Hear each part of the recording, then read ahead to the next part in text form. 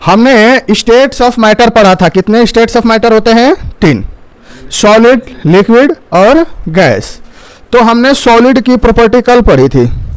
Solid की property क्या क्या पढ़ी थी? इनका शेप क्या होता है? फिक्स होता है, डेफिनिट होता है। इनकी बाउंड्रीज डिस्टिंक्ट होती है, बाउंड्रीज भी फिक्स होती है, और इनका वॉल्यूम भी फिक्स होता है। इनको कंप्रेस करना बहुत मुश्किल होता है, इनकी कंप्रेसिबिलिटी नेग्लिजिबल होती है लगभग, ठीक है। इनके पास अपने शेप को मेंटेन करने की टेंडेंसी होती है। यदि हम डिस्टोर्ट भी करें इनको, यदि थोड़ा सा शेप में चेंज भी करें, तो वापस ये अपने शेप में आ जाते हैं।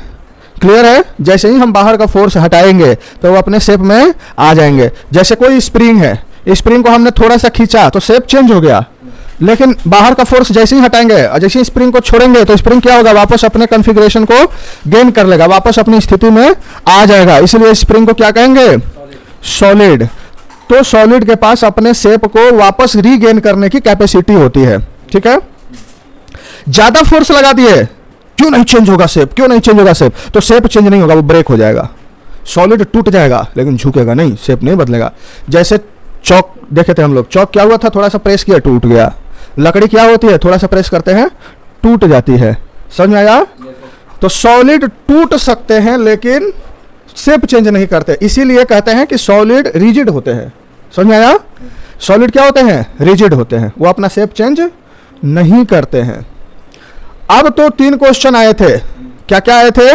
कि क्या भाई आप रबर को सॉलिड कहेंगे क्योंकि वो तो स्ट्रेच करते हैं तो शेप चेंज कर लेता है? हाँ भाई, रबर को कहेंगे क्योंकि जैसे ही फोर्स हटाते हैं वापस अपना शेप ले लेता है। क्या आप शुगर को या सॉल्ट को, नमक को सॉलिड कहेंगे क्योंकि वो तो बाल्टी में डालो तो बाल्टी का शेप ले लेता है, मग्गा में डालो तो मग्गा का शेप ले लेता है? हाँ भाई, शुगर को सॉलिड कहेंगे। ये क्वेश्चन आएंगे तुम्हारे एग्जाम में, तो इसको लॉजिक बना के लिखना पड़ेगा कि शुगर या सॉल्ट को हम सॉलिड कहेंगे क्योंकि जब शुगर या सॉल्ट का एक क्रिस्टल लेते हैं हम तो वो शेप चेंज नहीं करता, उसका शेप फिक्स होता है। हम सारा शुगर की बात एक साथ नहीं कर रहे हैं, हम एक क्रिस्टल, चाहे बड़ा क्रिस्टल हो या जितना छोटा क्रिस्टल हो, यदि एक क्रिस्टल शुगर या सॉल्ट का लेते हैं तो उसका शेप फिक्स होता है, वॉल्यूम फिक्स होता है, तो सॉलिड है। अब बोला कि क्या आप स्पंज को सॉलिड कहेंगे क्योंकि जैसे ही इसको कंप्रेस करते हैं तो ये कंप्रेस हो जाता है, और आपने तो कहा कि सॉलिड की कंप्रेसिबिलिटी नेग्लिजिबल होती है, उसको दबाया नहीं जा सकता, अब वो तो दब जाता है। तो वो नहीं दबता। होता क्या है कि सॉलिड स्पंज के अंदर छोटे छोटे छेद होते हैं और उसमें थोड़ी हवा भरी हुई रहती है, कुछ रस भरा हुआ रहता है, और जैसे ही उसको दबाते हैं तो वो हवा निकल जाती है, और जैसे ही स्पंज को छोड़ते हैं तो फिर से हवा भर जाती है और स्पंज अपने शेप में आ जाता है। समझ में आया? तो क्या है? ये भी सॉलिड है। तो आगे हम लोगों को पढ़ना था liquid state. Liquids have no fix shape. Liquid का कोई फिक्स शेप नहीं होता, but have fix volume. Liquid को हम जिस शेप में डालें, मग्गा में डालेंगे मग्गा का शेप ले लिया, ग्लास में डालेंगे ग्लास का शेप ले लेगा, बाल्टी में डालेंगे बाल्टी का शेप ले लेगा, किसी पाइप में रहेगा तो पाइप का शेप ले लेगा, लेकिन वॉल्यूम फिक्स होगा इसका। 1 लीटर वाटर है तो 1 ही लीटर रहेगा, चाहे तुम बाल्टी में डालो या मग्गा में डालो। क्वांटिटी कितनी रहेगी? 1 लीटर। वॉल्यूम कितना रहेगा इसका? 1 लीटर। लिक्विड रिजिड नहीं होते क्योंकि जब इनको छोड़ दिया जाता है, जब नीचे रख दिया जाता है तो ये फ्लो करते हैं और अपना शेप चेंज कर लेते हैं, इसीलिए इन्हें फ्लूइड कहते हैं। क्यों फ्लूइड कहते हैं? क्योंकि इनकी बाउंड्री फिक्स नहीं होती, ये रिजिड नहीं होते हैं, इन्हें नीचे छोड़ देने पे ये बह जाते हैं, फैल जाते हैं, ये अपना शेप चेंज कर लेते हैं।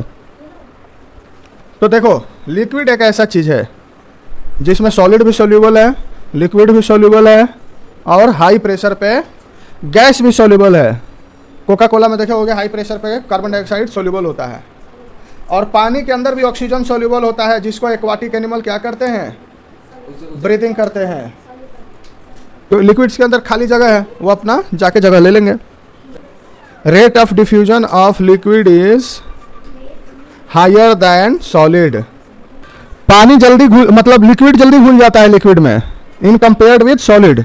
क्यों? क्योंकि लिक्विड के पार्टिकल जो होते हैं तेजी से मूव करके जो लिक्विड के अंदर स्पेस है उसको ऑक्युपाई कर लेते हैं। ठीक है, तो गैसियस स्टेट में लिखो गैस का न तो शेप फिक्स होता है, नहीं वॉल्यूम फिक्स होता है। फुटबॉल में वही गैस फुटबॉल के शेप में आ जाता है, साइकिल के टायर में टायर के शेप, ट्यूब के शेप का आ जाता है। और वॉल्यूम वही परफ्यूम जो होता है बोतल, इतने से बोतल के अंदर होता है, और वही परफ्यूम को हम जब स्प्रे करते हैं तो पूरे घर में फैल जाता है। एलपीजी सिलेंडर में क्या होता है, बहुत ज़्यादा कंप्रेस करके हम रखते हैं, लेकिन उसी को यदि प्रेशर कम किया जाए तो बहुत तेजी से फैल जाता है चारों तरफ। Gases are highly compressible as compare to solid and liquid. हाँ, गैस बहुत ज़्यादा कंप्रेसिबल होता है। देखे होगे किसी चीज़ में गैस भरी हुई है उसको हम दबा सकते हैं ज़्यादा प्रेशर पे, पंप को दबाते हैं तभी तो पंप से हवा ट्यूब में चली जाती है। और जो हम लोग घर में एलपीजी सिलेंडर यूज करते हैं उसमें पेट्रोलियम गैस बहुत ही हाईली प्रेशराइज करके भरी हुई रहती है, जो लिक्विड फॉर्म में रहती है, इसलिए उसे लिक्विफाइड पेट्रोलियम गैस कहते हैं। तो gases are highly compressible as compare to solid and liquid. Solid को भी कंप्रेस ज़्यादा नहीं कर सकते, लिक्विड को भी नहीं कर सकते, लेकिन गैस बहुत कंप्रेसिबल होता है। ऑक्सीजन सिलेंडर हो गया, अभी कोरोना में बहुत ज़्यादा। एलपीजी एग्जांपल में लिख लो, एलपीजी सिलेंडर, ऑक्सीजन सिलेंडर को भी हॉस्पिटल में देखोगे, कोरोना में तो बहुत मारामारी हुई थी इसके लिए। तो ऑक्सीजन सिलेंडर में भी ऑक्सीजन बहुत ज़्यादा प्रेशर पे कंप्रेस करके भरा हुआ रहता है। सीएनजी गैस, इनका फुल फॉर्म याद होना चाहिए, पूछता है, compressed natural gas. CNG gas भी बहुत ज़्यादा कंप्रेस करके भरी हुई रहती है और फिर लो प्रेशर पे निकलती है। ये व्हीकल वगैरह में यूज होता है, ठीक है। और इनको ज़्यादा कंप्रेस करके भरने से ट्रांसपोर्टेशन में आसानी होती है। Rate of diffusion of gases are more than solid and liquid due to high speed of particle and large space between them. इनके पार्टिकल्स के पास स्पीड भी ज़्यादा होती है और स्पेस भी बहुत ज़्यादा होता है। गैस पार्टिकल बहुत तेजी से मिक्स होते हैं दूसरे गैस में। कहीं पे टेस्टी खाना बनता है तो देखते हो कितना तेजी से सुगंध जाती है, अरे कहाँ बन रहा है भाई, किसके घर सब्जी बन रही है, बढ़िया। गैसियस स्टेट में जो गैस होता है वो अपने कंटेनर पे प्रेशर क्यों लगाता है। कहीं पे देखते हो कंटेनर में थोड़ा सा छेद किया, बैलून है, बैलून को फुला दिया, वो प्रेशर लगा रहा है, बाहर भगने को तैयार है, जैसे थोड़ा सा पिन लगाया उसमें तुरंत भग जाएगा बाहर। In gaseous state particles random motion में मूव करते हैं, कोई इधर गया, कोई उधर गया, कोई उधर गया, कोई उधर गया, ऐसे मूव करते रहते हैं। और इस रैंडम मोशन के कारण पार्टिकल्स बाउंड्री से बार बार टकराते हैं, बार बार टकराने के चलते उस पर फोर्स लगाते हैं, और उसी फोर्स पर यूनिट एरिया को प्रेशर कहते हैं। इसी चलते गैस जो है अपनी कंटेनर के बाउंड्री पे लगातार प्रेशर लगाती है, और जैसे ही लो प्रेशर रास्ता मिलता है वहां से बाहर निकल जाती है।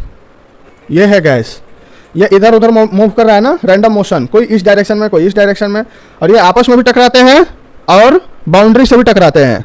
तो जब बाउंड्री से टकराते हैं तो उस पर फोर्स लगाते हैं, जैसे ये आया बाउंड्री से टकराया, ये आया बाउंड्री से टकराया, तो फोर्स लगाएगा, और इसी फोर्स पर यूनिट एरिया को क्या कहते हैं, प्रेशर कहते हैं, ठीक है। जैसे बैलून है, बैलून के जितने गैसेज हैं आपस में वो बाउंड्री से टकरा रहे हैं, बाउंड्री से टकरा रहे हैं मतलब बाहर निकलने की कोशिश कर रहे हैं, जैसे ही उनको जगह मिलेगा वो बाहर निकल जाएंगे, ठीक है। और जो फोर्स लगाते हैं उसी को एरिया से डिवाइड कर देते हैं तो प्रेशर आ जाता है। अब देख लो इस चीज को ध्यान से, ये सॉलिड पार्टिकल्स है, ये लिक्विड पार्टिकल्स है, ये गैस पार्टिकल्स है। तुमको पिक्चर ही बनवाए थे शायद पहले।